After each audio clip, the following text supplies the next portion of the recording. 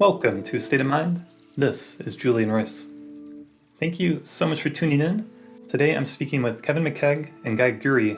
They both work as coaches here in the Boulder, Denver area of Colorado. This conversation was more spontaneous than most. They came over and we decided to record something, and I thought it came out pretty well. We talk about a number of different topics, everything from how coaching and therapy can help one to develop to deeper stages of growth and what that might mean. Things like integration, as well as what does a healthy masculine look like in today's world, which I think is a really important question to be asking right now. We also discuss spirituality in general, meditation, and duality versus non-duality. Check out the show notes for some links to learn more about each of them. And I got a message from a listener that I want to read. I'm not going to read all of it. I'm just going to paraphrase. I'm not going to say their name because it's a sensitive topic, but they write to me and they say, thank you so much for your podcast and the episode I did on Naropa University last summer. They write, I'm in the contemplative psychology Buddhist program at Naropa at least for another few weeks. I was swiftly canceled by the program after I broached my concern about discrimination against, quote, old white men, end quote. The department chair officially accused me of all kinds of shortcomings, such as patriarchal communication.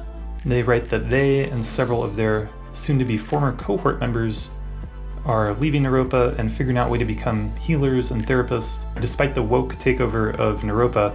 Thank you for writing, and I'm sorry that's happening to you. And it's a big conversation, a big topic, and one that I'm going to be addressing in the podcast again in the near future.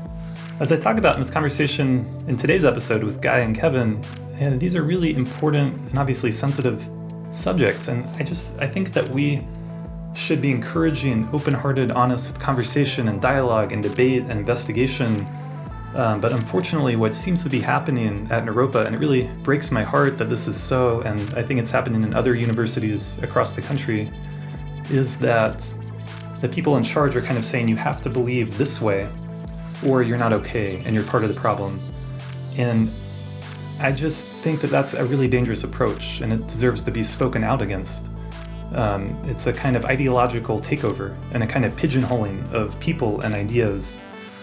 And higher education should really be about, investigating and discovering what's true for yourself and forming your own opinions and your own thoughts on things. It shouldn't be about trying to cram people into a certain cookie cutter shape. This is the way you're supposed to believe, and if you say the wrong thing, we're gonna kick you out of the school. That's just, I hate that kind of thing is happening.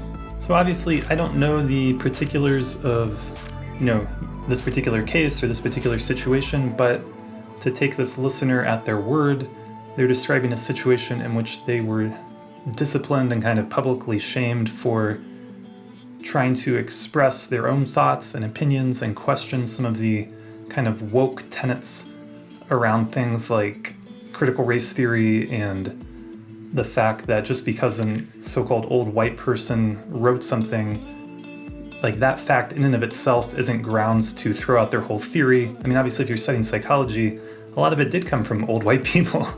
And there is stuff to criticize there and look at critically, but there's also a lot to appreciate. And so just so sad to hear that Naropa seems like it's being taken to a more and more extremist place.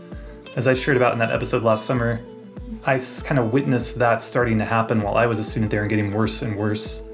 And unfortunately, it just seems like they're doubling down on this kind of enforced activism, kind of enforced conformity to beliefs and ideology around what is now being called wokeness. There is a wonderful book about this called The Coddling of the American Mind by Jonathan Haidt, which I highly recommend, and kind of explains the ways in which this new ideology has taken over the universities in this country and the profound implications for that. So I'm going to leave that for now. As always, you can support this podcast at patreon.com/astateofmind. Check out our website, astateofmindpodcast.com, and you can learn more about my work at astateofmindcounseling.org. And I've got a new article up and another new article coming out soon. So stay tuned for that. Without further ado, I bring you Guy and Kevin.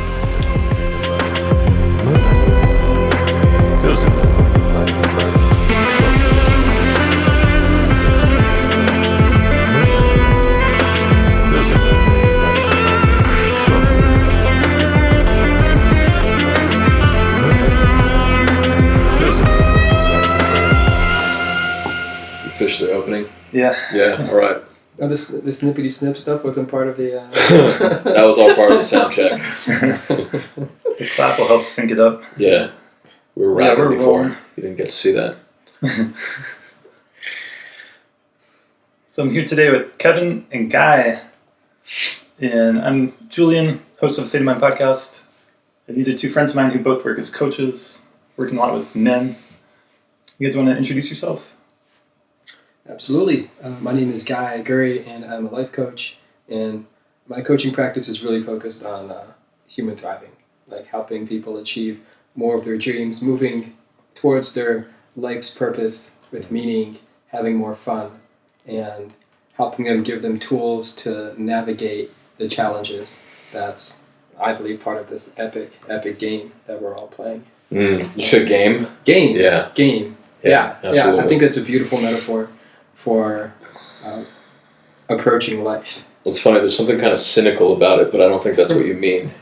You're talking about like a game that actually has, I don't know, like a benevolent outcome of some sort. Yeah, so there's different qualities, there's different kinds of games we can be playing. There's twisted games, which, we can sometimes feel like we're a part of, but then there's also like the game that's like fun, that's like enlivening, that like enlivens your spirit, that you feel inspired to play, that's like cooperative with other people. Sure. And that's the kind of game that I feel inspired to bring into my life and to also help people live more into. I love that. I love the work you're doing. So yeah, my name's Kevin McKeag, and I'm a life coach as well, like Guy is. And I work mainly with teaching meditation and breath work for similar kind of interventions as you, like how do we get you to where you want to be, both in your professional life, your significant other, romance, and also how do we get you stabilized into awareness. And that's mainly what I'm working on right now is getting people into awareness states that create meaning or create space for meaning, deeper meaning to emerge, because we talked earlier about this idea of development personally happening from an engagement with life and all of its challenges, and yet you really need the inner space to be able to actually change and transform in the face of challenges.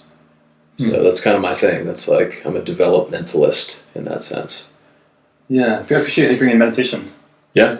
And what you were sharing about games made me think of a book called Infinite Game. Finite and Infinite Games. Yeah, finite and infinite games, and that we can play a bigger game that we're all part of, where there isn't really some ultimate winning or losing, but it's more about staying in the game, being a part of the game, participating.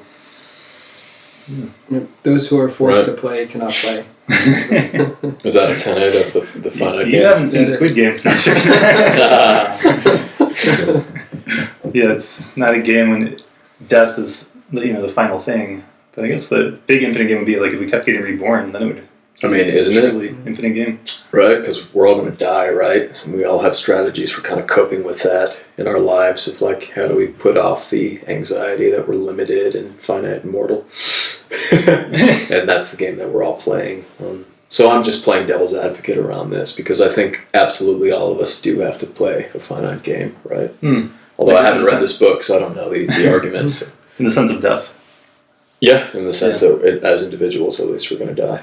And that our culture is also mortal, and like COVID kind of gave us a really good dose of how fragile we are. So I think that's true, or it could be true. Death, certain finality, at least for this life. But when we recognize that, and it's true for all of us, it kind of equalizes things. And I think that opens up that infinite game perspective because we're all going to die anyway. So there isn't really, whether you're Jeff Bezos or the guy on the sidewalk, if the ultimate end is the same in death, then there is a kind of game quality to it. Yeah, the death means the end of this game, the end of the game on this plane, on this realm, right?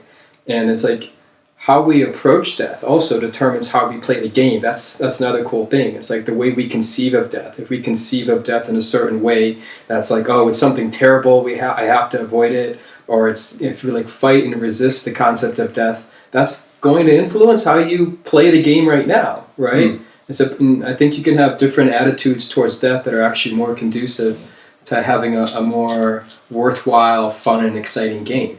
Yeah, absolutely. And also, despite the fact that we're all going to die, some of us do better than others for some reason, and some of us overcome obstacles and attract, wealth, prosperity to ourselves, create mating privileges with finer women at the top of the spectrum there, and there's this accumulation kind of merit in our Western culture, but I don't think it's just in the West. It's kind of like some people do it better than others, and a lot of people are going to probably try to flay me for saying that in the name of equality, but it kind of is that way, and it's important to keep your eye on. That's depending how you play the game is the outcome probably that you're going to get back, right? That you're going to magnetize. So it's a scary proposition for a lot of people in the equality camp.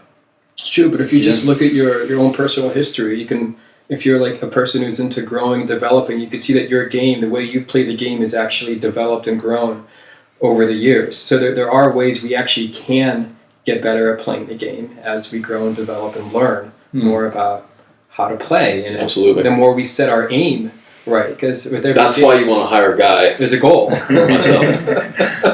We help you be better at everything. That's right. Yeah. I like the idea of game. It makes me think if you're too lax and not concerned about winning or losing, you don't care at all, you're probably not going to actually do that well in a given game, say basketball.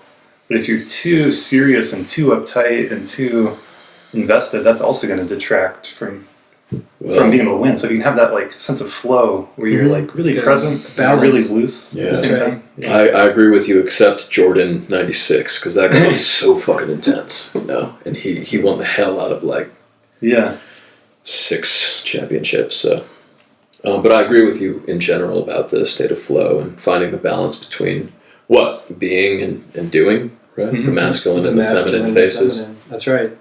That's right. A game that's balanced between masculine and feminine. You got to have the right amount of structure in place where it doesn't limit too much. It's not tyrannical. It's not imposing. Just enough structure where the spirit of the game can really come through and you can have room to really play in the game. Yeah, that would be the proper balance between competition and cooperation. Right? Yeah. Exactly. Yeah. Agency and communion. Right, exactly. So right now I'm competing with you because you obviously look a lot better than I am, so I'm trying to compensate in whatever way that I can on video here. Just kidding. I'm cooperating by allowing you to do that. Thank you. That's magnanimous of you. The example. I knew this was going to be a boring podcast. It's just droll and boring. I was going to say the example of Jordan in 96 is a good one because that's witnessing something amazing. But both sides of that, both teams, if you ask them before the game, they're yeah, we're going to win. We're 100% confident. And I had a coach use that as an example of that confidence gives you an edge. So of course, any championship, everyone on the other team is going to try to have that confidence. But in the case of Michael Jordan, when I watch a replay, and maybe this is just in retrospect, but you can just see a certain level of rock solid confidence. No one is going to take that away from him. I think that's something different then, because what you're talking about, I think, is arrogance of this. Even though I could lose or I could win, I'm going to prop myself up and convince myself that I'm going to win no matter what. But Jordan was just a beast. There was just a spirit in him that was indomitable. Wasn't gonna. Yeah, but he was also very arrogant. So. Well, there's something about witnessing great players play games. I was a huge Michael Jordan fan growing up. My family were Pistons fans because we were born in Michigan. A house divided. That's right. And I switched allegiances with my family because Jordan was so great. I left. It's kind of I left the family history and tradition. Now I'm choosing that guy because he. You got disowned and. That's right. on the street shooting heroin. Well, it was worth it though.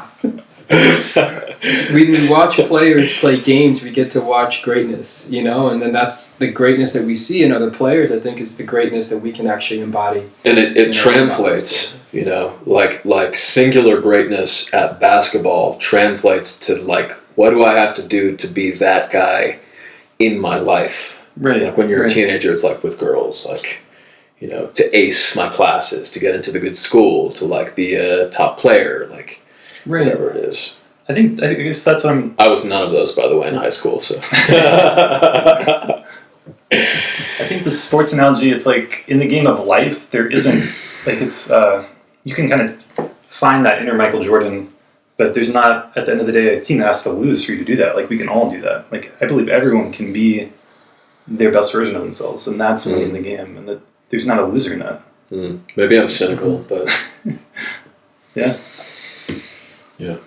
Well, I just mean like I look at the problem of homelessness, for example, and the way that the economy tends to stratify and become more extreme, and it has created a culture of winners and losers, and it doesn't seem like that's been just our Western culture. That seems to be the way things have been for a very long time. Peterson talks about that a lot, actually, where he'll talk about how they do like excavation at ancient grave sites, and you know, some graves will have like all the treasure in it, and some graves like they'll have like a stick, you know. And this wealth stratification seems to be kind of a law or a rule somehow. And I agree with you that everybody has the option to come from a place within, and how would you say that? Like the equality of being able to be however you want in life kind of seems like what you're getting at. I'm not sure how to define it exactly other than like an inner knowing that you're doing the best you can, showing up as full as you can, living on your edge, whatever that means for you. But I have a question for you as a developmentalist, having studied integral. Do you think that what he just said is a hallmark of any given stage? And do you think it's a luxury of having developed to a certain point of being self-authoring, for example? Well, so yeah, there definitely seems like a developmental aspect to it, because when you're in the self-authoring mode, you have way more agency on the directions you choose. You get to choose your self-authoring. You're kind of choosing the story and writing your story as you're playing the game, right? So there's a tremendous amount of additional freedom that you have when you can like start to recognize your own values and your own genius. And I think that's where the greatness actually maybe starts to happen. It's because I think we all have genius, we all have greatness, and whatever we see out in the world, like whether it's a negative or a positive, like quality that we see, I think it's all mirrors. It's all reflections of who we are. So seeing greatness in a basketball player, you're seeing your own greatness. Now, you may not be great at basketball, but there is something that you could be great at, right? Yeah, and it's about finding that greatness inside of you, and I think is like that's a worthy aspiration to cultivate that and cover your own genius. Yeah, I love that perspective, and I'm not willing to concede my point that being self-authoring isn't a luxury of a given developmental stage, and that prior to that maybe it wouldn't be as possible. But I love that. Yeah, I love that. I think it's a really seeing yourself not in a narcissistic way, but like the homelessness and the like. I drive like for Lyft on the side, so like I'll drive people who are in really dire straits and withdrawing from heroin or like homeless and like are missing teeth, or like I'm always trying to figure out ways that this is a mirror to me, in the sense that it, not in a narcissistic sense, but in the sense that it takes away the arrogance of me not feeling like immediate sense of compassion, you know, for kind of whatever's going on in my field, even if I think it's whatever below me in my kind of arrogant way that I do. So yeah, you must meet so many different people driving around, but I think it's rich to have three of us here together and share different perspectives, and because I think it's like a both and, like there's truth in Kevin's perspective that there are, like economically at least, there are winners and losers. Anything you could like actually measure, I think there's truth in that, so it's good to like recognize that and wrestle with it. And I think it's a good point that a lot of people don't want to accept that. You know. Sure. Well, and it's also a good point that at a certain place in yourself, there's a way to transcend your current limitations. Yeah. Simply because you exist. You know. And that's really a leveling of the playing field. Well, so I want to ask a bigger question, maybe hear your guys' perspective, but I think it's like I hear a lot of people say modern masculinity is in crisis. What does it even mean to be a man today? All the Me Too stuff, all the criticism of the patriarchy. The question of what does it mean to be a healthy man with integrity, actually helping in the world, is an open one. Yeah, I think it's a super important one. I think it's one of the most important questions people are asking today. Yeah, and not a freedom that I take for granted. Yeah. So I'm curious to hear your thoughts about that. It's a huge question. Yeah, put you on the spot. It's a huge question. Well, I think part of what I'm up to is trying to articulate a positive vision that we can aspire to. And I'm finding that in some people, like I think Jordan Peterson's a good person who speaks to this kind of stuff. And there are people out there doing it, but just on the level of culture, it's almost like there's a battle happening. Certainly. The stakes feel pretty high. Like if I had a son right now who was growing up in a school that was dominated by certain ways of thinking, wokeness, or teaching history, I would be concerned, to be honest. So. Yeah, me too. Well, I think you start with the biology and just honor the de facto limitations and strengths of being born into a masculine body. Period. So like just in that statement, there's an assertion that there is such a thing as a masculine body that you can be born into. Correct. That is measurable through science, and that has given biological reality. There's a biological reality. Yeah. And it saddens me and confuses me when people try to debate the reality of that which can be measured scientifically as biology. I don't know about you. Well, I'm super infuriated. I know that masculine and feminine are constructs and they're helpful constructs and yada yada, and you can do whatever you want and you can be a two-souled person and like all of that I give credit to where it's due, but also it's like, yeah, I don't know. I could go on a rant about this, but I don't want to get castrated by anyone. Well, there's kind of two things. There's the biology of male and man and woman, and there's also the social construct of it, like the identity of like what it means to be a man. And Jordan Peterson will like speak about like his different levels of the hierarchy of roles of identity that we all live in and all we play in. Like at the bottom, it's a good person, and underneath that might be like a man or a woman, and how do we live out that social role? And I just know as a man that there's a lot of weight, especially growing up and experiencing, there's a lot of social pressure to show up in a certain way as a man. And what that exactly means is oftentimes like the messages that we've been given when we were boys growing up, what it means to be a man, right? And I think that we're... And are you saying that a lot of those messages are anachronisms? They're archaic bullshit that you... Yeah, kind of. Like it's like Schwarzenegger with the bazooka, I think there's a paradigm shift that's taking place. That's what I grew up in. Right? Yeah, totally. Right, this machismo, like man's man kind of thing, which is essentially like, to be a man means to be strong. Yeah. And to be strong means I can't be vulnerable. I can't feel my feelings. Like I can't do anything that appears as weak. Right? And and let's flesh this out. Yeah. It's like what does it mean to be a man at a pre-conventional or conventional level? Yeah, it's like strength. It's like you get all the ladies. It's like you're unstoppable. What else? Top of the status hierarchy. Top of all the money. All the money. Yeah. Yeah. And these are like the values that are given to men. Is like this is what it means to be a man. And like I said, anachronistic, but I think a lot of it is based in a concept of masculinity that's way too on the masculine side and doesn't actually embrace the feminine side. Because I think that the new paradigm we're moving into is there's masculine and there's feminine, and to be an integrated man means to have access to your feminine also.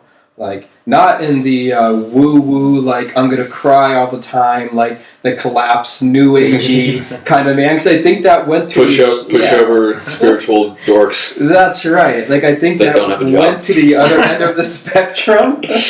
I agree with you, man. And I listen to a lot of David Data and follow him and love his work. So he would agree with you on point that it is evolving through paradigms. And it's not just two, but you evolve out of the traditionalist Machismo machismo role and into a kind of a deeper embrace of the feminine and your counterpart, but then oftentimes, and you know this through the developmental lens, it's like you kind of go far to the other side of the pendulum and then become exactly what we were just talking about. And it's kind of a necessary stage, this feminizing of males, to reclaim a kind of inherent wholeness that's already there and that maybe is more spiritual than a traditional, conventional, concrete role. But then the real work then is into a new paradigm, and paradigm just means pattern, right? Thomas Kuhn's Structure of Scientific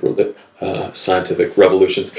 Then the new paradigm would be you're integrating these aspects of yourself, and yes, you are able to feel deeply and not cut off from your emotions, but also you're able to take a bazooka to a helicopter if it's called upon you. Which, you know, you do. I mean, you want the best of both worlds. Exactly. Right? Yeah, you want the integration of both. And it's the kind of quality that, like, really inspiring leaders have. Like, they don't just bulldoze and command. They actually listen to the people who they're serving in a leadership role. And they also are holding the vision of where they want to go, right? And leading the group in that direction, right? Yeah. Yeah, I love that. I've heard that described as responsive leadership instead of reactive leadership. Nice. Yeah, so I think that's a really elegant terminology. It seems like we have such a lack of public figures in politics, for example, who are really embodying what you guys are talking about. Yeah, I love your description of it. I think it's spot on. It's a huge. I mean, that's who I respect. You know, you know, really people who are spiritual but also incredibly strong. And, you know, who are really holding it down in the economic realm as well as the kind of spiritual realms. That's what I'm trying to do. Yeah. To be of service, but to also, you know, serve yourself, to respect yourself. It's interesting. I think it's like almost like I'm curious what will happen with our society, because part of what I see is the people that I see getting, like, people really admire and respect and want to be like, aren't the people in the Oval Office. And so what's going to happen to our country when that's the case for however many years? And, like, you know what I'm saying? Like our political leadership is, like, not where it should be. Well, it's like, I think the leadership is a reflection, in large part, a reflection of the consciousness level of where the people are at, right? The more we develop more conscious people, the more we grow as a people.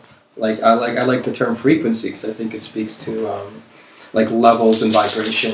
The consciousness vibrates at different levels, and the higher it goes, like the more out of fear-based and victim-based consciousness we get to, we move into our hearts.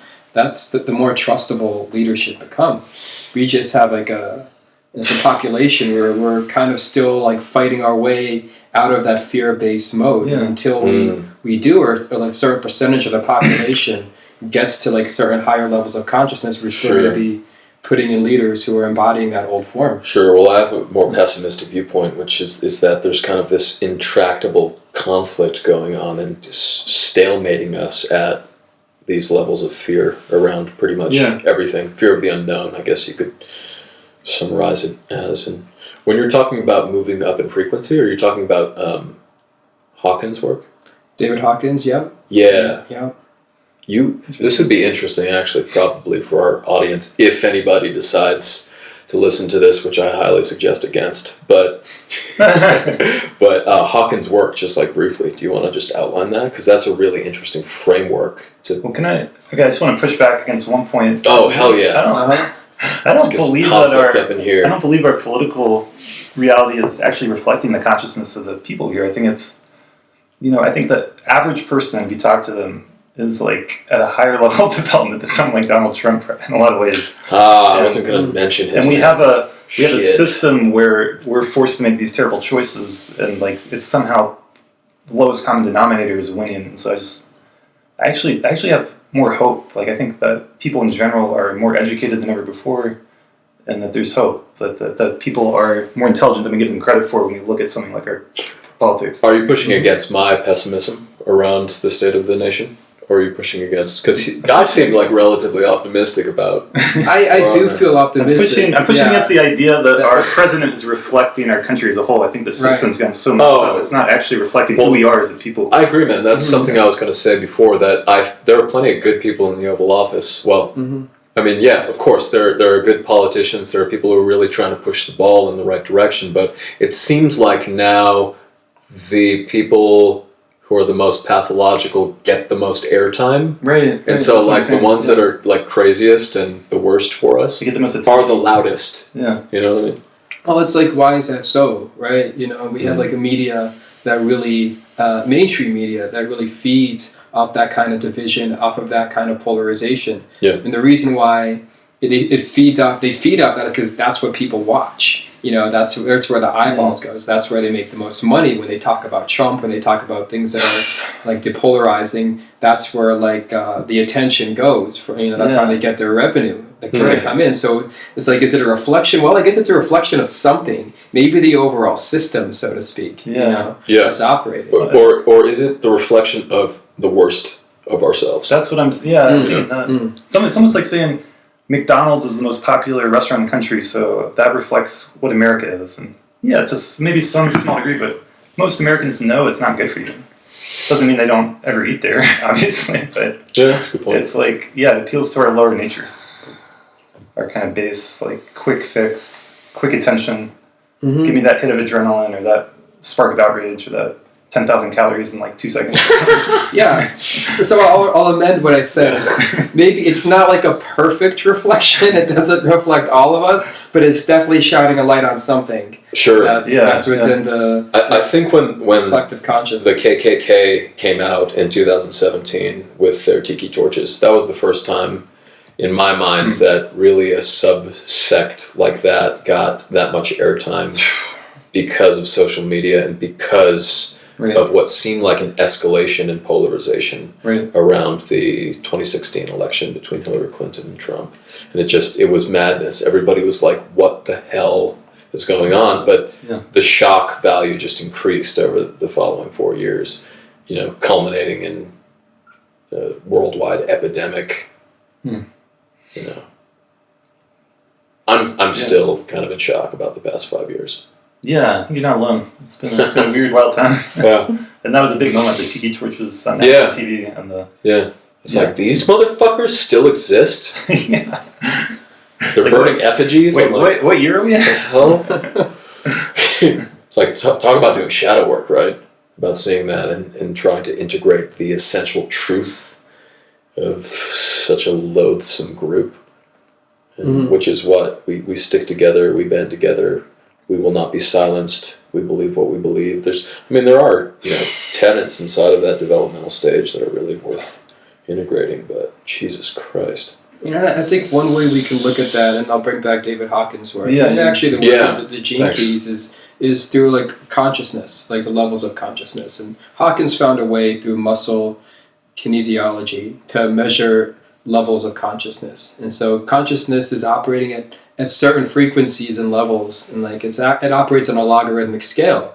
And if you're below 200 on that logarithmic scale, it pretty much means that you're operating in some sort of fear-based, victim-based consciousness. Like the densest frequency on that scale is shame, right? Shame, humiliation, that operates at about 20. And that's where you get like a lot of self-hatred that exists at that level. And you can move up the levels towards grief, you know, towards apathy, and so like grief is a little bit above apathy, right? And to the extent that if you're apathetic and numb and you start crying, it's actually a good thing, you know. You're actually feeling something. That's been true in my life, for sure. You're actually moving in the right direction. You're feeling something.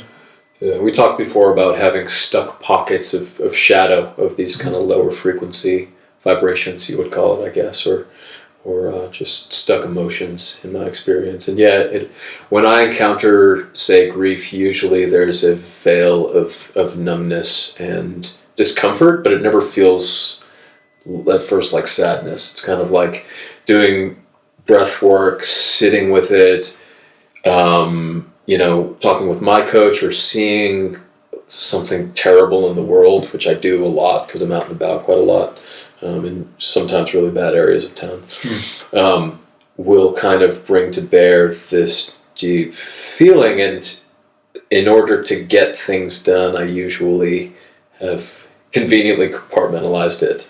But my point was that with many of us, there are these kind of pockets of emotionality, fear, grief, Absolutely. apathy, trauma, etc. And contacting those takes a lot of bravery and skill and space. But it's happened to me Monday. Like, I had a really intense weekend, and then I slept 12 hours, and I woke up and I was practicing meditation, as you do. And just, I had this moment of deep discomfort in my body, and my body physically clenched like this because there was so much pain. I felt so much pain in me. And then that shaking motion of me clenching released all of this emotional turbulence. And then I just started bawling for like 40 minutes. And just my body was clenching and shaking, and I was crying, and probably looked like a hot mess, you know, I'm sure, but it was so cathartic. I felt so clear afterwards. Like it was moving out of you. Yeah, like just a big purge. Nice. All the demons were coming out. It's a good thing to share. I'm just joking. I don't have any demons. I'm perfect. Well, that's when it comes down to, like, you know, tying in the masculine to this. It's like this masculine, this old paradigm way of not feeling your feelings, right? Of not feeling your feelings. Shut up, boy. That's like, then that energy doesn't. Boys don't cry. You don't cry, right? So you don't feel sad. You don't feel grief. You got to lock that away. Yeah. And then that'll have that consciousness, like, how to get stuck. You'll get stuck in that place, and I agree. And then that and it weakens you because it's corrosive. It weakens if you don't touch into it. It affects the way you see the world. If you don't process your anger, then the world is going to look like an angry place. Hell yeah, man. Well said. Cheers to you, my friend. Exactly. Yeah, or if you're apathetic and bitter, then the world's going to look like empty. Hopeless. Right? There's no, you look in your future, you're not going to see any hope, right? It affects the way you perceive, right? Absolutely. Yeah, because your emotional tone, even if you're trying to cut off from it, is still running the show because it's so foundational to who you are. You have the physical level, then you have the libidinal emotional level, and then the mental level. And the mental level's really good at cutting off. I am a robot, I do not feel anything, but it's like you're still being run, and your worldview is still informed by those lower, more archaic levels. That's right. Which is another form, I would say, another form of masculine, let's say, principle domination. The mind over the body is another way that kind of game looks out in the spiritual, emotional level, when the mind tries to control the feelings, so to speak. I haven't heard that term before. Masculine principle domination, what does that mean?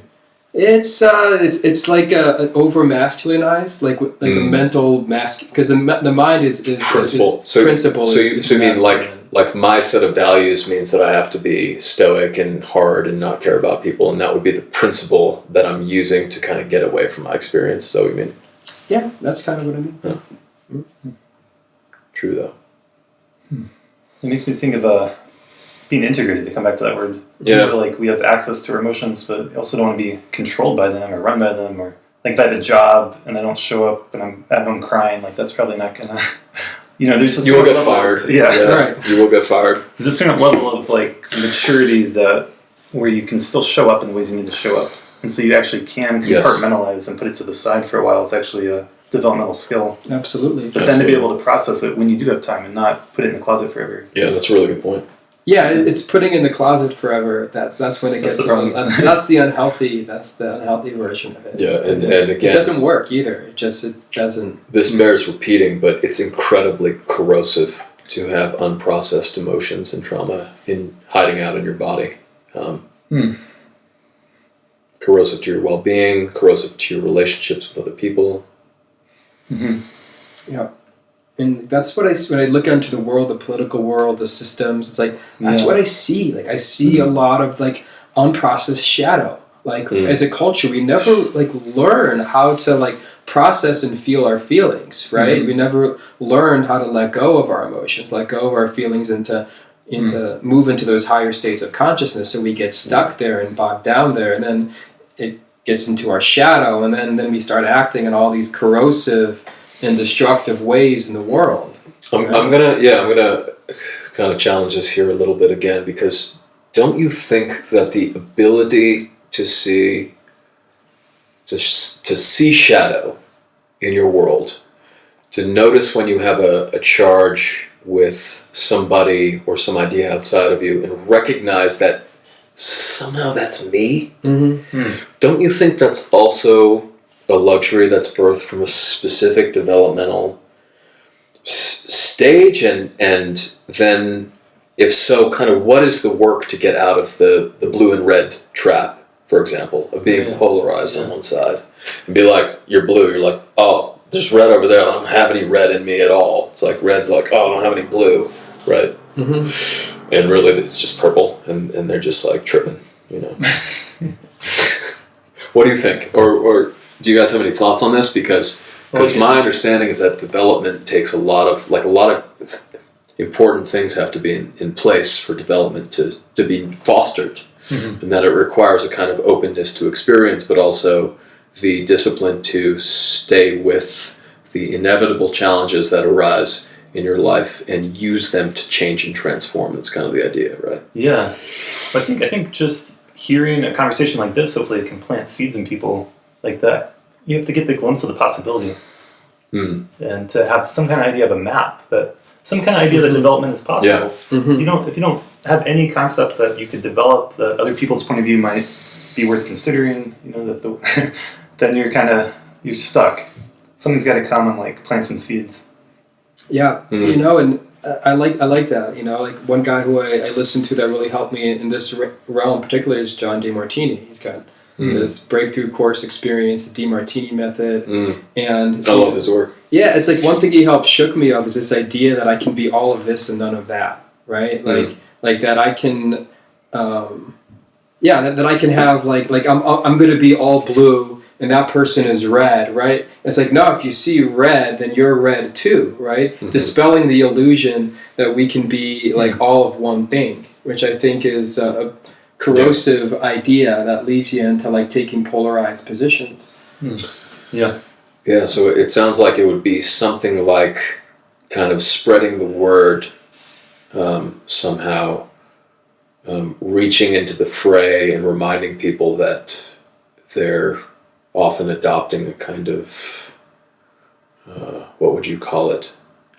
Limiting, delusional conception of yourself. Yeah. Smaller conception of that yourself. nonetheless feels very real and very much like you and the people who agree with you in the moment. That's right. And you can tell the degree to which you kind of like want to defend that idea that I'm all of this and none of that. Yeah. Like there's like beliefs serve roles, like they have psychological utility. And so sometimes we'll maintain into a self-conception because it like gives us security, right? And the way we know that is when someone like pokes at it and says, no, you're actually that too. They'll be like, no, I'm not that, how dare you? The defensiveness is the defensiveness. It's a flag. It's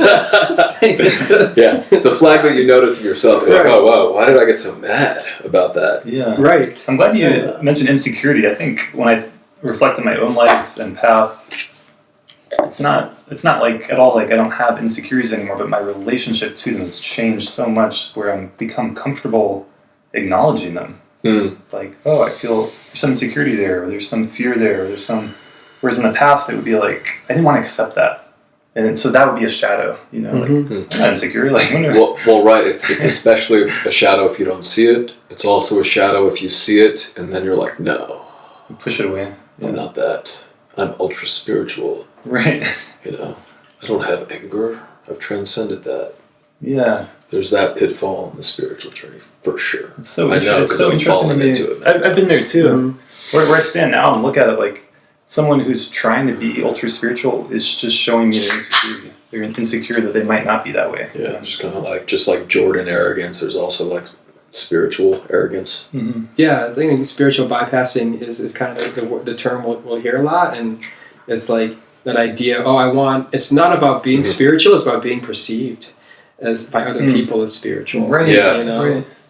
And See a lot of that in Boulder, Colorado. What are you talking about? The Instagram performative spirituality. It's real fun.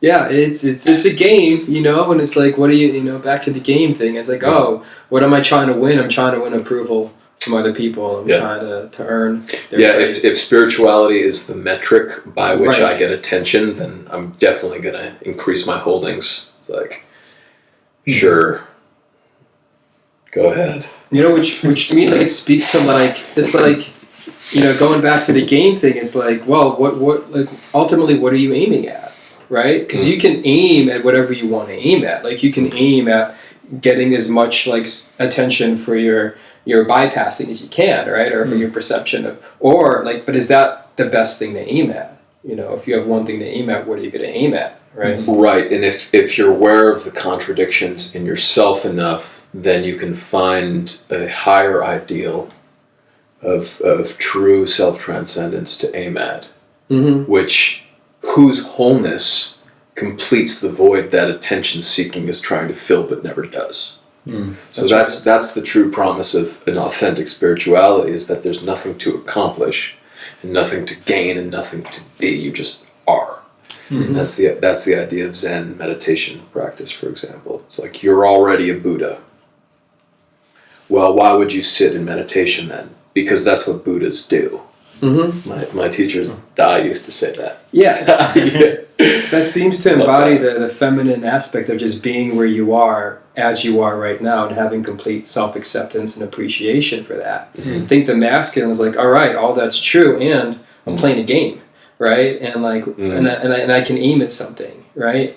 And so I see, like, a lot of the people, like, especially like the kind of culture has us aim at things that aren't actually worth a lot of things, right? It's like, we'll aim at status. We'll, like, aim at power, right? People are, like, spending their whole lives, like, aiming at acquiring, like, political power, and then they get there, and it's like, it's fucking hollow, It's like when I was growing up, when I was, like, in my teenage years, it's like, oh, I want to get laid, It's like, oh, get laid. That and still. Right. But it's like, how important that doesn't go away.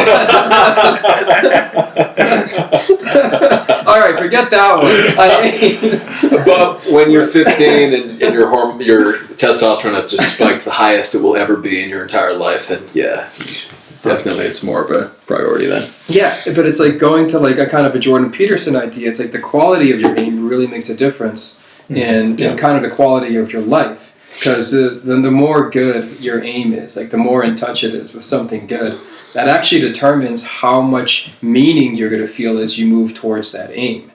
So if you're someone who's, like, wanting meaning, you're wanting to have a life that feels purposeful, then it really matters what you're aiming at. And if you're aiming at, like, egoic values, which I kind of think of as false idols, so to speak, because they look like the glorious thing, but when you actually get there, it's just like, oh yeah, that was great, and then you forget about it, like a week or a month later. It's like, it wasn't actually something that was inherently meaningful. It was ultimately hollow. To bring back this idea of concomitant paradigm shifts into kind of deeper value and deeper, depth, right? So at first you kind of have this concrete ideal where everything is about your ability to act on the world and accumulate goods for yourself and the people you care about. And then you kind of have this subtle ideal where you go into a deeper strata and begin creating, we could say, false idols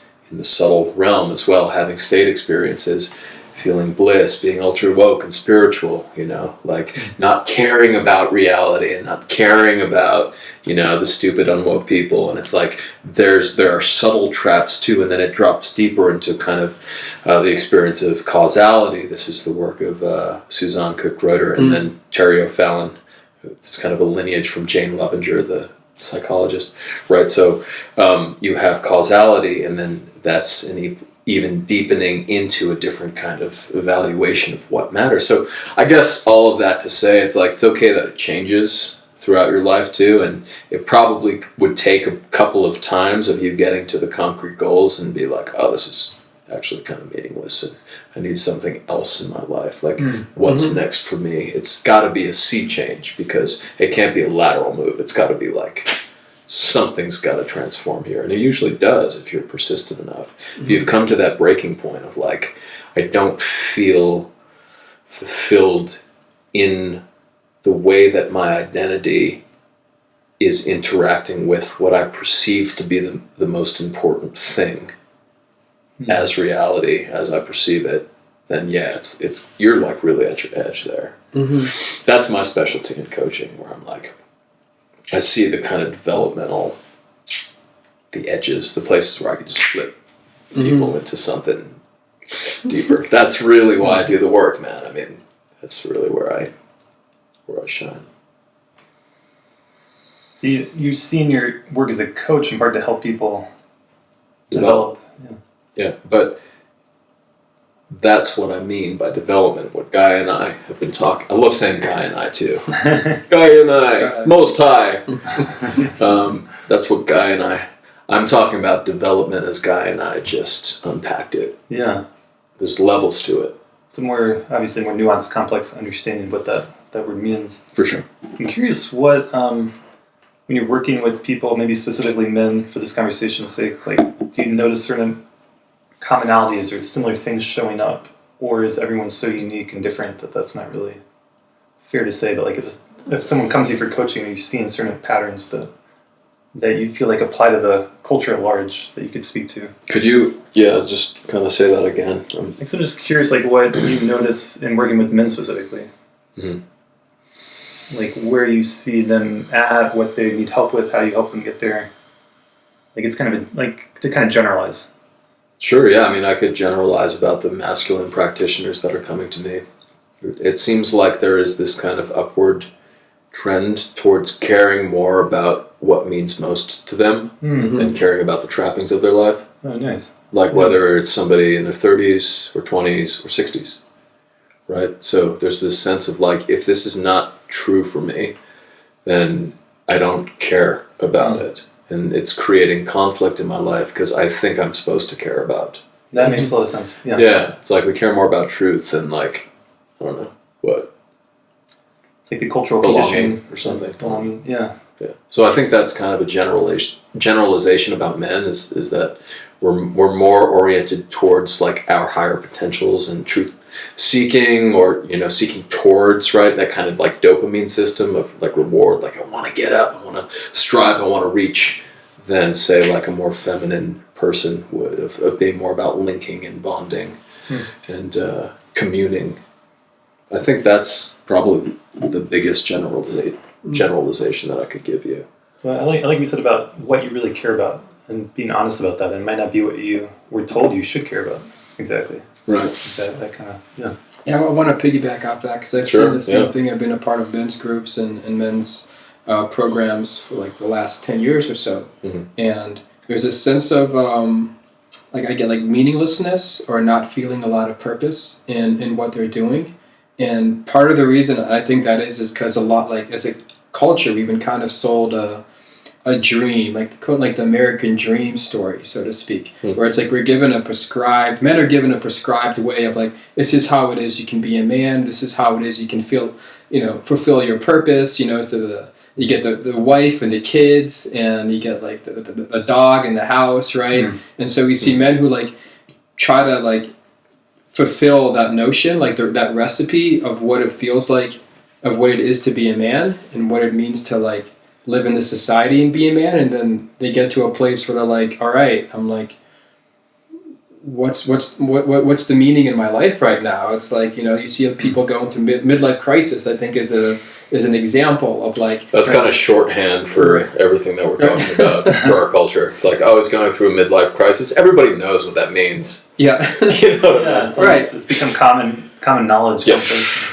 I think underneath that there's like there's a way in which I think it's a developmental aspect too. It's like we come in and we get ingrained with the values of society. Society like kind of imposes and instills its values and its dreams. And if you follow that, it's like you're going to live someone else's dreams. You're going to live according to someone else wants you to live. And I think underneath that's the problem is we have like a lot of men haven't really found their dreams. They haven't really or they've shut them down in some way so they can conform to like the dreams of society and needing to make money, right? They've kind of let go of like their values and their dreams in service of, you know, staying in the collective, so to speak. And it's a recipe for security, right? But it's not really a recipe for like a thriving, meaningful, fulfilling life. Because the only way you can achieve your dreams is by living in your values, right? That's right. Sure. And also I think there is something to be said for maintaining your existing obligations to your family, for example. Like that's something I really value. Of like, I see men that have a free pass to kind of like have a family and then leave it. And I am a only child of a single mother, and like my father wasn't around as a kid. I'd see him very infrequently, and it's been extremely painful. So I probably have some charge around that specifically, around responsibility to family for that reason, because it's fucked me up so hard, you know, to not have like my father around, and it's just been very painful. Well, that's a good thing to bring up, because what I'm not saying is like, all right, dudes, all of you are listening to this. It's like, let go of everything you've built so far. Just go to Costa Rica.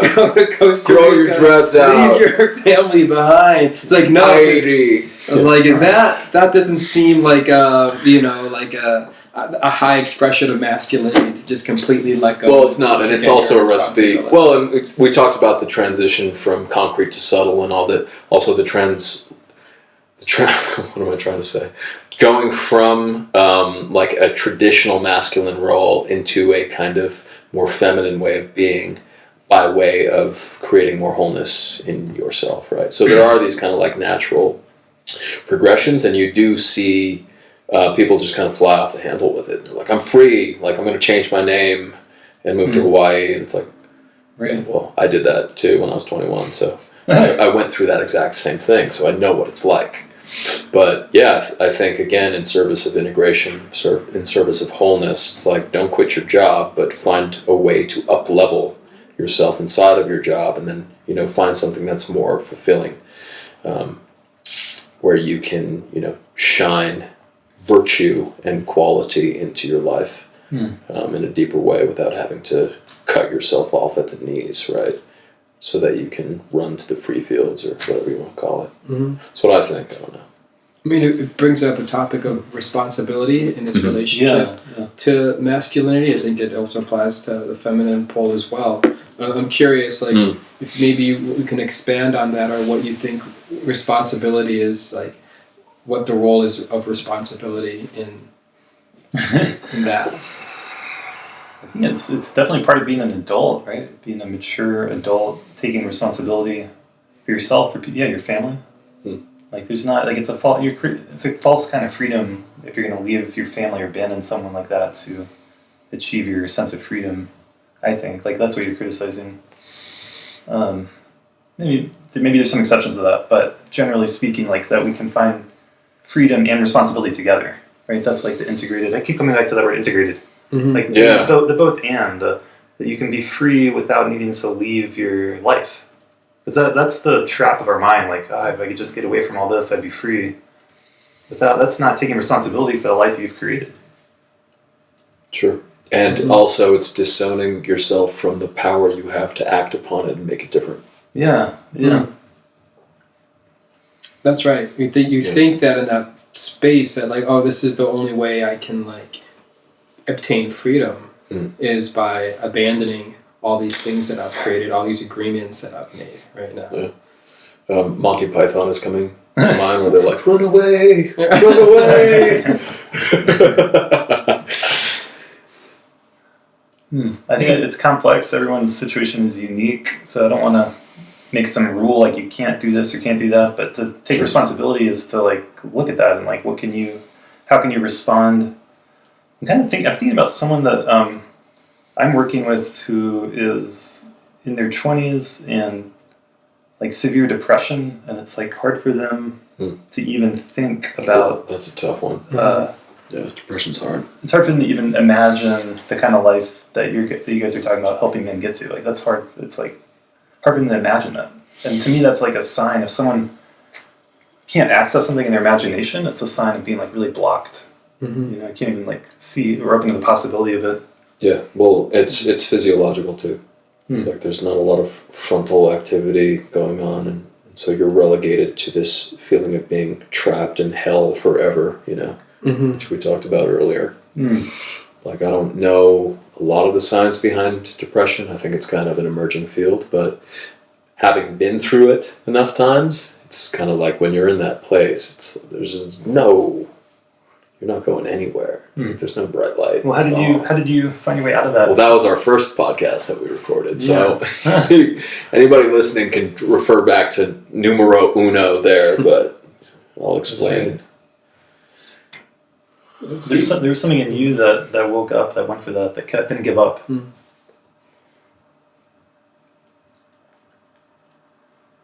D Martini has this frame on depression, which I really like. Yeah. And I don't think it's complete in any ways, because I think there's physiological aspects to depression too. But, Yes. But one of the ways that he describes as a source or a cause of depression is comparison, right? That like we'll compare ourselves to our ideal in some way. We'll compare ourselves to other people who are doing better. And that's a surefire way. If you like want to feel depressed, you know, that's a surefire way to get you there. You know, to compare yourself to an ideal, and it's well, and in social media, the social media age, it's like, let me compare myself to all of your best moments that you're putting up as a front. In a performance compared to how I feel right now when I'm depressed and eating Haagen-Dazs, you know, watching reruns of Game of Thrones. Just getting further and further away from that idea. Not real. Also, what's the point? You know, I'm never going to be that. You know, but I think it's actually points to like a less than functional or like not fully optimal way of relating to ideals, because there's a couple of ways we can relate to ideals, and I think one is actually better than the other one. Like, rather than comparing ourselves to an ideal and like feeling the pain of that, and like maybe as a backwards way of motivating ourselves, you know, to achieve the ideal, we can conceive of ideals as like guiding lights, right? It's like we can create, because our ideals represent something of value to us, right? And if we can hold them as something like up here that I'm moving towards, that's actually beautiful, that inspires me, like then you can actually start moving towards that ideal and receiving the benefits as you start moving towards that ideal. But if you use it as a bludgeon, so to speak, to beat yourself up, it's like it's just going to make you feel bad. It doesn't actually work, you know? And then and if you explore that, you might find you have some guilty or some limiting beliefs inside there. It's like that think you deserve actually to be punished in some way, you know? Right. I love the shadow work in that way, or the immunity to change protocol out of Harvard, because it's kind of like you're discovering parts of yourself that have a significant sway over how you operate that you didn't realize were there. It's kind of like, why do I keep losing my job? It's like, do I like being broke? It's like, no. But then like you start to uncover it, and it's like, I love being broke. You know, what the fuck? Like, I didn't realize that. And then you kind of repattern, and it's kind of like, There's this amazing book called Existential Kink, which is really just all about I've heard some buzz about this. I read it myself. It's doing exactly what you just said. It's like finding the hidden payoff of like being rejected or being broke, being in poverty, and finding the aspect of you that like loves it. Right. That's like, and then you can just celebrate that. Instead of like beating yourself up, you can actually like, hey, I'm getting what I unconsciously want, you know? Like, hell yeah. Or if you love getting beat up, you can just impose some, you know, self-inflicted masochism and celebrate that in the proper context with the proper supports, and don't go too far. You know. That's right. It's probably healthier than the alternative. It's healthier than it being a long-term, lifelong project that's unconscious and running your life. I mean, a big piece of what you're saying is making it conscious. Yeah, exactly. And being honest with yourself. Yeah. I'm curious too what you guys think about deity practice, because I've been having kind of interesting experiences in meditation where it almost seems like my experience of the highest potential that I have access to whether you want to call that source or God or Atman or whatever name you want to give it, is appearing to me as kind of an anthropomorphized form with two faces, one masculine and one feminine. And there is this sense that I've like entered into hollow ground. It happened the other day actually as I was crying, but there was also a deeply spiritual aspect of that moment. And it was like either I'm so limited that I can only perceive the one with these two faces, or that maybe masculine and feminine are just a kind of fundamental, not division, but just a fundamental form of I don't know if I'm making any sense here, but do you know what I mean? And maybe that's why like the deity practices in Buddhism, for example, are so powerful as this idealized image of self that I can move towards, right? So instead of like, oh, I should, be insta-famous, it's kind of like, let me visualize a perfect form of being who is fully awakened and then work diligently towards that, right? And that's kind of landing for me as this experience, not necessarily a deity out there, but a kind of like spontaneous touching into truth as it exists in its most ultimate form that I'm currently aware of. So I don't know if that makes sense for you guys. Or I think it makes sense. I think it makes me think about like I think you're tapping into something in the collective, and it's individual too, but it's like there are all these symbols of unity that we see them like two Buddhas in union, or Shiva Shakti, like or the tantric but the statues. Thing is, there's all these symbols and deities and images, but I feel like our culture right now in 2021 lacks that as a collective, and so I feel like our psyches are almost like searching for new symbols to like fulfill this like integrated thing of our highest potential. We could look to the Buddha, we can look at these deities, and they do that, but I think something new is wanting to emerge. That's one thing that I thought of. Excuse me. Yeah, totally. Well, it seems to me like our culture is hard at work trying to tear down the fact of the existence of difference between masculine and feminine and homogenize everything. Right, and I don't think that project is going to work. I think it's cool. Like when in meditation, like imagery can arise, feelings can arise. Yeah, and that imagery can be meaningful, it can be archetypal, and it can be like, it can be like. I think to go back to the beginning of our conversation, we talked about the biological reality that we're born into. For our consciousness, whatever it is existing in this biological reality. Our brain is two halves. We reproduce with a man and a woman. We're born out of the womb of a woman, and so like pretty deep, maybe the deepest levels of our psyche is the union of these opposites. And I think it's something about being human with this duality, non-duality and duality. It's like very fundamental to our being that when we conceive of reality itself, it takes a form of two forces coming together. God, yeah, that was beautifully put. Yeah, and then the more you kind of realize that and honor that, the more well-being there is. Yeah. I think. Yeah, absolutely. I see that in my clients all the time. Yeah.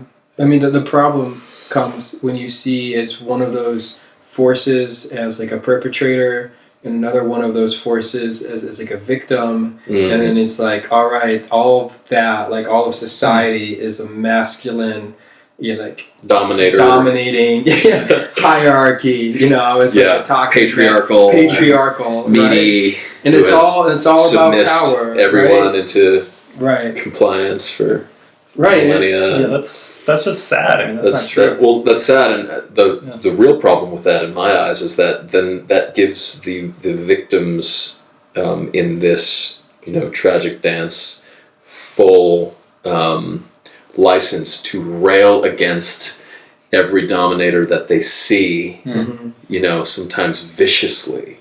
And it's kind of like the red-blue analogy we talked about before. If you don't see the dominator inside of yourself that's reacting to shadows outside of you and then viciously attacking out of this justified sense of you being a victim of life circumstances, you're not going to make a lot of friends except people who think exactly like you in that way, which is right now, I think, a huge problem in our culture. Yeah, it makes me think it's coming out of wounding. someone was wounded by the masculine or the feminine, and they're reacting against that.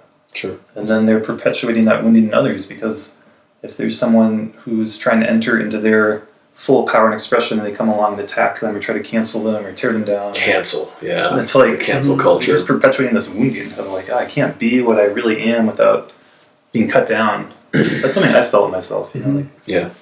Yeah, it's like, oh yeah, man. It's like sad. a cycle. You know, it's sad because it's like, you know, when you look at their, like, what, like, the positive intention of what they're wanting, it's like, what I sense is like what they're wanting is a more loving world. Right? They're just wanting a more loving and caring world. And just, right? Yeah, and just. But it's like there's a performative contradiction. You know, if you're wanting a more loving, caring, and just world like that, if you come at it like and attack people, right? You're not. If you want more love, why are you yelling at me? Right. I mean, you know, this idea of like be the change you want to see. Like, I think that's the practice in that way, is to bring the loving that you want to like see in the world, you know, and if you don't, you're just kind of creating more of what you don't want to see, just making the world a worse place. Yes, ironic too that Gandhi, who was at the forefront of this pluralistic movement towards more justice cross-culturally, said what you just said, and that the proponents of him who are operating in the culture today are kind of doing the opposite strategy. Don't you think? Do we have that? Are we tracking that correctly? No, it's together. Are we on? See, Gandhi. The thing about Gandhi is his frequency was way higher than victim frequencies. Like, these people are operating from a frequency that's in shadow, right, and it's disowned, and they're perceiving themselves as a victim in some ways, and these are the perpetrators. And from that place, like, all you got to do is like create more of the initial conditions. All you're gonna do is create more, because you just don't play nice. That's right. And people just want to put you in the corner. And you're not connected to your heart, right? You're just connected to anger and rage and resentment, and you like the power and control that comes from blaming everybody, right? That's right. Which there is. I went through that. Power. I totally been there. There's a power, you know, that you have. But there certainly is. Yeah, there certainly is. I've seen. Well, do you remember when it was during the BLM protests and white people were gathering in the market square and prostrating and getting down and renouncing their white privilege? It's like getting on one knee here. What did you guys think of that? Because it seems to speak exactly of what we're talking about, of this. I got blamed for being what I am and need to make up for it somehow because you're angry at me in this way. And this could get a little bit divisive and political here, but I'm genuinely curious. Yeah. Well, what you guys think about that? I think it's a great question. I mean, if people are doing that out of some sense that they're inherently wrong or that they're responsible for ills in the world that their ancestors may or may not have done, I think that's pretty toxic and it's not going to have good results. But if they were like genuinely respecting another person and like acknowledging that they want to improve the world, you know, it's almost like, what are the intentions there? But it gets interpreted that being a certain race is better or worse than others. So it's actually perpetuating the very thing it's trying to protest against, which is racism. Because if you're saying all white people this, all white people that, that's racist. That is reverse racism. You're looking at the individual through the lens of the collective, and you're judging the individual through the lens of the collective. And I think that's something we should move more away from rather than add more of. Yeah, right? Well, and you're promoting a more loving, just world, which I'm totally on board with. That's right. And privilege, you know, what do you do about privilege? I think a better response is to feel grateful for the privileges that we have, to feel grateful, more and more gratitude for the privileges that we have, and then seek to afford other people more privileges, more of that, right? Yeah, what's the Jay-Z line? I can't help the poor if I'm one of them, so I got rich and gave back. To me, that's the win-win. Yeah. Right? No, that's good. There's a lot that's profound, actually. Rather than renouncing. But it would be easy from someone else from that camp to just dismiss what I just said. Yes. Right there, because that's a very privileged perspective. Correct, yeah. To have. Well, that's the argument. So it kind of like gets nowhere because you can't say something logical and sensical. It's getting written off because of your skin color and gender, which is exactly what you're telling me is wrong about me. The whole argument is like completely illogical, but it's got a grip in our culture. right now, and it's again, I think it's really kind of dangerous. Not to say that there haven't been movements towards more equality and justice over the past 60 or 7 years that have been beneficial, and that we should not forget. No, yeah, I think we made tremendous progress collectively. We should acknowledge that and appreciate it and build on that rather than try to act like that didn't happen. Yeah, how about mutual respect? Or tear the whole thing down. Mutual respect. Yeah. What's with us? How about we respect each other? That word literally means to see yourself in somebody else. Yeah, I don't really see myself in somebody groveling around in the floor, although that's a really good exercise in shadow work right there, right? It's see me, see you. Standing upright. We respect each other. There's love. There's appreciation. There's camaraderie. Well, we're in this together. I'm not the first person to think this or talk about it, but like it's like the idea of original sin, and then they're groveling on the ground. It's like people in the Middle Ages like whipping themselves in the back. Self-flagellation. Hey, we talked about that earlier. There's some guilt. There's some guilt just in the sense of being alive, or being a man, being a white person. There's some guilt connected at some existential level. And you think that's a Western notion, an inherited Western notion from our religion? It seems like it. Yeah, I think so. Yeah, it's like an odd thing. It's kind of bizarre. It goes back to the whole myth of Jesus being crucified and dying for our sins, and then we have to feel guilty or bad, or I don't know, like it's I'm kind of just, maybe I'm butchering that and people don't have I think that's the way it's interpreted, but I think that's the way it's like at large interpreted is like they're like saying you should feel guilty for this, and it's like on the Hawkins scale, guilt is like at 40, and that's pretty low down there. It's pretty low down there. It's like, so any kind of theology, increase your vibration. That's encouraging you to feel guilty, and saying you should feel this all the time. About rise to magnificence and kindness and generosity and care, and give back to your world that so needs it. Yeah, I do think there's a role for guilt, like. Because I think there's different kinds of guilt. There's guilt in which we can castrate ourselves, or there's guilt in which, like, for a moment, like we see that we acted in a way that's different than aligned with our values, and someone we cared about was hurt in that way, and then I think that's a moment of like really letting in the guilt and feeling it rather than like going to I agree, self-blame. Man. I think the difference between that and the former that you just mentioned, though, is that in this kind of like a priori guilt inherited that's running amok and making us feel like we have to apologize for being ourselves, whoever we happen to be. I think probably this is not just a white phenomenon or a male phenomenon. I think that one, when you realize you did something wrong and then you take steps to right it, and then you ask for forgiveness to who was wronged by you, and they forgive you. It's like the guilt goes away because you've developed in the face of a moral quandary, and then elevated yourself. That's right. And out of the guilt by doing right. But like with the former, it's kind of like, how do you get out of that? Yeah. If you're it's just like healthy guilt versus like unhelpful, not healthy. That's right. Guilt. That's right. Yeah. Yeah. Yeah, guilt, that's just going to have you like become self-sacrificial. That's going to be, you're not going to really own your power if you're really in touch with guilt. And that also paints a conception of human nature and who you are in a way that's like, I don't think it's actually accurate. I think it's... Yeah, well, it must be both, right? If we experience all these things, we must be in heaven and hell all the time, at every moment. And have access to either one. Like, with Hawkins' scale there, it's like you tend to be in one place or the other, and that's been my experience too. I'm in heaven or I'm in hell or I'm somewhere in Purgatory. Purgatory. But yeah, it's like we have access to either.